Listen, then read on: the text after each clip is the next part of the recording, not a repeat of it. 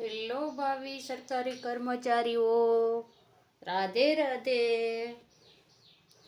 તો આજે તમને એક અપડેટ આપવા માટે આવી ગયા છીએ કે તમે કાલના સોશિયલ મીડિયા ઉપર ન્યૂઝ ફરી રહ્યા છે કે ટાટ હાઈ સેકન્ડરી પરીક્ષા રદ થશે. તો કે નહીં થાય, 100% નહીં થાય. શું કામે? પરીક્ષા રદ થશે, 100% નહીં થાય. હું નહીં થાય. શું કામે? તો કે જો એને પરીક્ષા રદ જ કરવી હોય તો તમને આન્સર કી ને OMR ને બધું ના આપે. પ્લસ તમારી પાસે વાંધા અરજીઓ માંગી 3000 પ્લસ. કેટલી? 3000 પ્લસ વાંધા અરજી. તો એ તમારી પાસે શું કામ મગાવત?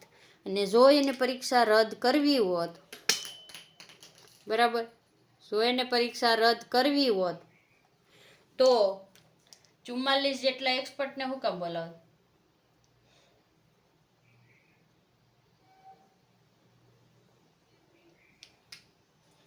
તો 44 જેટલા એક્સપર્ટને શું કામે બોલાવે? કમિટી બનાવત અને આ અરજીઓ ચેક કરવાનું કે શક્ય જ નથી. પરીક્ષા રદ થશે નહીં. તો સોશિયલ મીડિયાની અફવાઓથી દૂર રહેવું. કારણ આ બધા શું હોય ખબર છે કે નીટની એક્ઝામ રદ થઈ. તમે જોતા હશો કે નીટ એક્ઝામ રદ થઈ, બરાબર? એક્ઝામ રદ થઈ એટલે બધાને શું થાય ખબર? અફવા વેગી, અફવા ફેલાઈ ગયું ને. ટાટા હાઈ સેકન્ડરી રદ થવાની છે. અરે ભાઈ, નીટનું પેપર લીક થઈ ગયું હતું, ફૂટી ગયું હતું, એટલા માટેની પરીક્ષા રદ થઈ છે. તો તમારે તો પરીક્ષા કેદુની લેવાઈ ગઈ. હવે ખાલી રિઝલ્ટની વાત જોવો. ખોટી સોશિયલ મીડિયા ઉપર અફવાઓ ન ફેલાવો. અને જ્યાં લગીને એની વેબસાઇટ ઉપર સત્તાવાર માહિતી ના આપે ને તો કોઈ ઉપર વિશ્વાસ ના કરતા. મારા ઉપર પણ વિશ્વાસ ન કરતા, ભલે વિડીયો મારો જોતા હોય, બરાબર? જ્યાં લગીન ઓફિશિયલી કોઈ સત્તાવાર કોઈ જાહેરાત ના આવે કે વેબસાઇટ ઉપર ના મુકાય સ્ટેટ એક્ઝામિનેશન બોર્ડની, ત્યાં લગીન અફવાથી દૂર રહેવું. અને પરીક્ષા 100% રદ થવાના કોઈ ચાન્સ દેખાતા જ નથી. પરીક્ષા રદ કરવી હોય તો 44 એક્સપર્ટને શું કામે બેસાડે? તમારી પાસે વાંધા અરજી શું કામે મગાવે? કમસે કમ 37 થી 40 પ્રશ્નની વાંધા અરજી છે.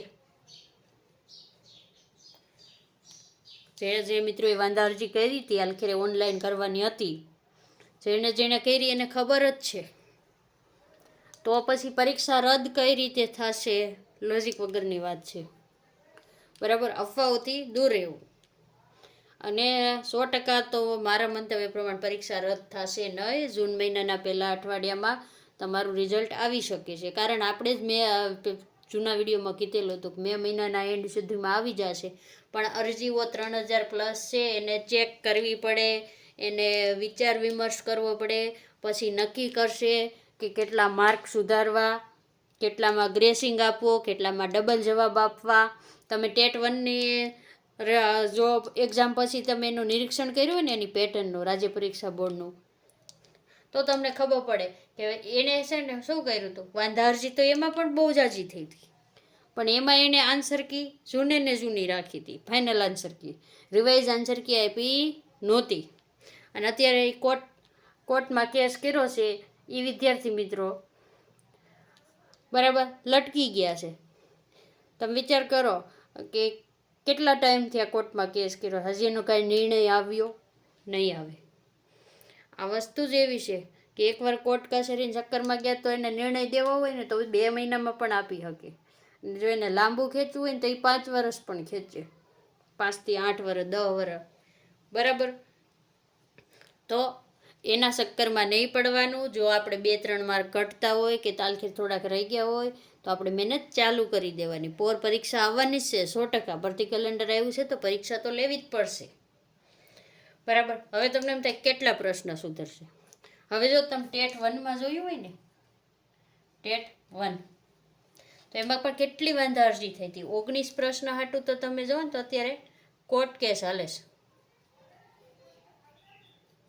19 પ્રશ્ન સુધારવા માટે કોર્ટમાં બધા ગયા છે પ્રૂફ લઈને, બરાબર?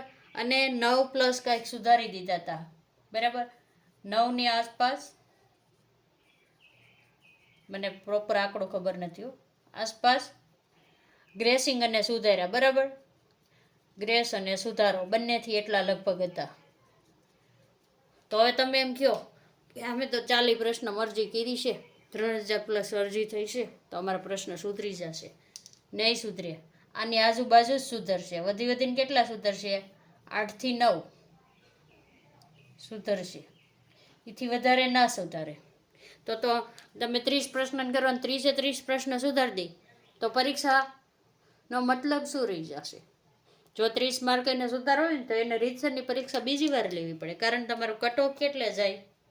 વિચાર કરો. 30 પ્રશ્ન સુધારી દે તમને, આમ તો 37 થયા, પણ આપણે 30 પ્રશ્નની આજુબાજુ રાખીએ તો કે 30 પ્રશ્ન સુધારી દે તો પછી લેવા કેટલા રહ્યા? 40 માર્ક જ રહેવા રહ્યા, કારણ 30 તો આમાંથી મળી જાય. તો 70 કટ ઓફ રહેવાનું છે, તો કેટલા થાય? 40 માર્ક ખાટું તો પરીક્ષા ઓલી કરવાની. તો આ કઈ પેપર થયું? આ તો રમતા રમતા બાળકો પણ પાસ કરી દે, બરાબર. એટલે પરીક્ષા રદ પણ નહીં થાય ને આટલા માર્ક પણ નહીં સુધરશે નહીં. આ સત્ય હકીકત છે. કોઈ પણ એકેડમીવાળા કે ગમે તે કહે 8 થી 9 પ્રશ્ન સુધરે, અને પછી જો તમારી પાસે એકદમ પાકા પ્રૂફ હોય તો તમારે કોર્ટમાં જવું હોય તો તમે જઈ શકો છો, બરાબર. અને કટ ઓફ છે ને 70ની આજુબાજુ રહેવાની શક્યતા છે. કેટલી? 70ની આજુબાજુ કટ ઓફ. એટલે ઘણા મિત્રો આપણને પ્રશ્ન પૂછે છે કે મેડમ મારે 63 છે, તૈયારી ચાલુ કરવી કે નહીં? તો એ મિત્રોને કહેવાનું કે તમારી રીતે પેપર પાસે લઈને બેસવાનું એકવાર. પછી તમારી જે OMR તમે ડાઉનલોડ કરી હોય ને એના બધા પ્રશ્નો શું કરવાનું? પહેલાં તમે જે OMR અને પ્રશ્નપત્ર બે રાખવાનું. પ્રશ્નપત્રમાં OMRમાં ટીક કર્યા હોય ને એને આમ ગમે તમારી રીતે નિશાની કરીને ટીક કરી લેવાના. પછી આન્સર કી એવી એના ટીક કરી લેવાના કે આન્સર કીમાં એ સાચો છે, મેં તો સી લખ્યો છે, અહીં તમારો ખોટો થાય. એ રીતે પછી એની ગણતરી કરી નાખવાની, બરાબર. ગણતરી કરો એટલે હાલો આપણે કોઈ એક મિત્રનું ઉદાહરણ લઈએ. તો કાલે જ મારામાં એક કમેન્ટ હતી કે મેડમ મારે 63 થઈ છે, બરાબર. તો આપણે 63નું જ ઉદાહરણ લેવી. એ ભાઈ એમ કીધું મારે 63 માર્ક થાય છે.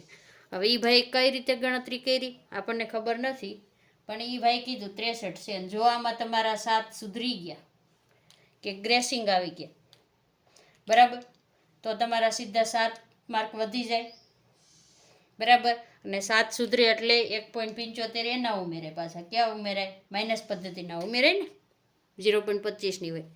તો સીધા તમે મેરિટમાં આવી જ જાઓ ને. હવે વિચાર કરો, અહીંયા 7 દુ 14, 14 15 હોલ ને 17, 6 7 એ 8, એટલા બધા થઈ જાય. સોરી 1.7 છે, ભૂલ થઈ, આપણી ભૂલ થઈ, 75, બરાબર. તો અહીં કેટલા થાય? 75.7 ને 3 10 ને 1 11 ને 7, તો તમારે 71.75 થઈ જાય.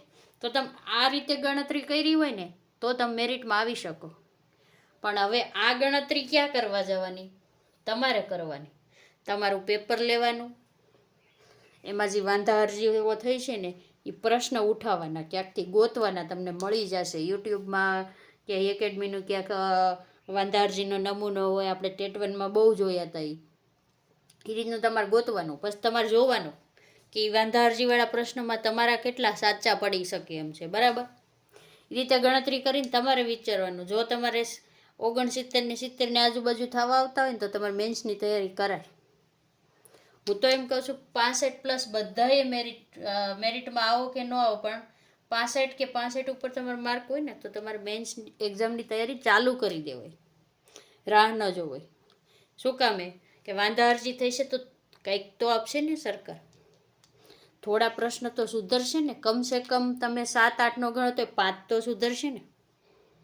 એમ રાખીને માઇન્ડ સેટ કરીને ચાલો ને કે 5 માર્ક મારા સુધરે એમ છે, તોય તમે 65 થી 70 પહોંચી જાઓ, બરાબર. એવી રીતે તમારે વિચારવું પડે ને અત્યારથી તમારે મહેનત ચાલુ કરી દેવી પડે. કારણ મેન્સ છે ને આપણા અંદાજ પ્રમાણે 70ની આસપાસ કટ ઓફ રહેશે. કેટલો? આસપાસ વાળાને મેન્સ લખવા મળે. શું મળે? મેન્સ લખવા મળશે. જો આપણો અંદાજ છે, લખવા મળશે. તો જાગ્યા ત્યાંથી સવાર આજે જ તૈયારી ચાલુ કરી દો. અને તમે જો આ રીતની ગણતરી કરી હોય બરાબર, તો તમને આગળ ખબર પડી જશે કે તમારે કેટલા માર્ક સુધરવાના છે. તો તમે આજથી જ તૈયારી ચાલુ કરી દેજો. અને આવો મોકો વારંવાર મળતો નથી. જો અમારો વિડીયો સારો લાગ્યો હોય અને તો તમારા મિત્રોને શેર કરી દેજો અને લાઈક કરી દેજો અને ચેનલને સબસ્ક્રાઈબ કરી દેજો. અને બહુ સરસ લાગે તો એક કમેન્ટ કરી અને બીજા જે વિદ્યાર્થી મિત્રોને ઉપયોગી અને લિંક શેર કરી દેજો આપણા વિડીયોની. બરાબર. રાધે રાધે.